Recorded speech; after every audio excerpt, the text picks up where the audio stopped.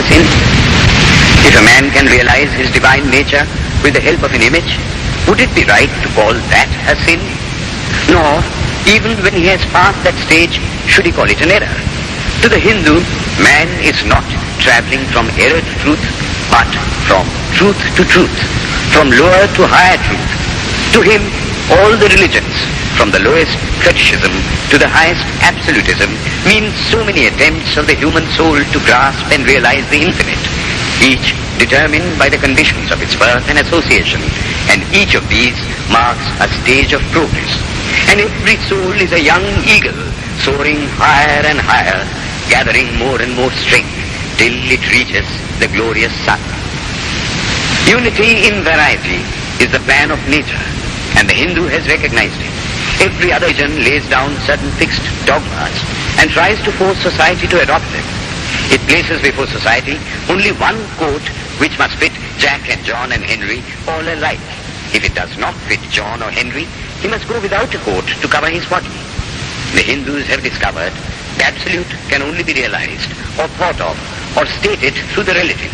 And the images, crosses and crescents are simply so many symbols, so many pegs to hang spiritual ideas on. It is not that this help is necessary for everyone, but those that do not need it have no right to say that it is wrong, nor is it compulsory in Hinduism. One thing I must tell you, idolatry in India does not mean anything horrible. It is not the mother of harlots.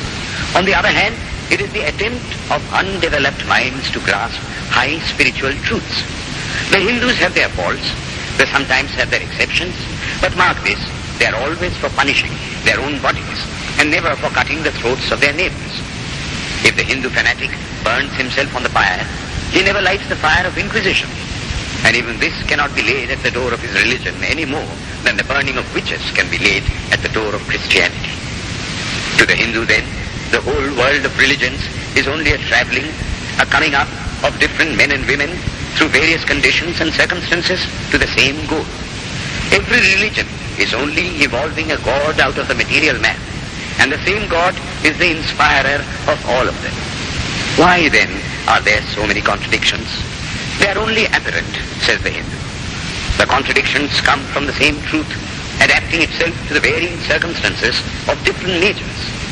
It is the same light coming through glasses of different colors, and these little variations are necessary for purposes of adaptation. But in the heart of everything, the same truth reigns.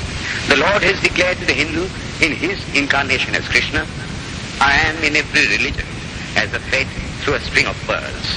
Wherever thou seest extraordinary holiness and extraordinary power raising and purifying humanity, know thou that I am there.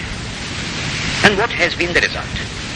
I challenge the world to find throughout the whole system of Sanskrit philosophy any such expression as that the Hindu alone will be saved and not others. Says Vyasa, we find perfect men even beyond the pale of our caste and creed. One thing more, how then can the Hindu, whose whole fabric of thought centers in God, believe in Buddhism, which is agnostic, or in Jainism, which is atheistic?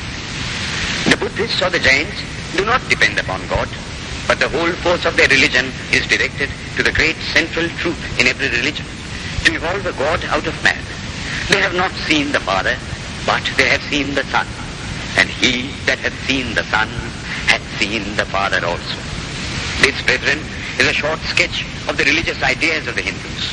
The Hindu may have failed to carry out all his plans, but if there is ever to be a universal religion, it must be one which will have no location in place or time, which will be infinite like the God it will preach, and whose sun will shine upon the followers of Krishna and of Christ, on saints and sinners alike, which will not be Brahminic or Buddhistic, Christian or Mohammedan, but the sum total of all these, and still have infinite space for development, which in its Catholicity will embrace in infinite arms and find a place for every human being, from the lowest groveling savage, not far removed from the brute, to the highest man towering by the virtues of his head and heart almost above humanity, making society stand in awe of him and doubt his human nature.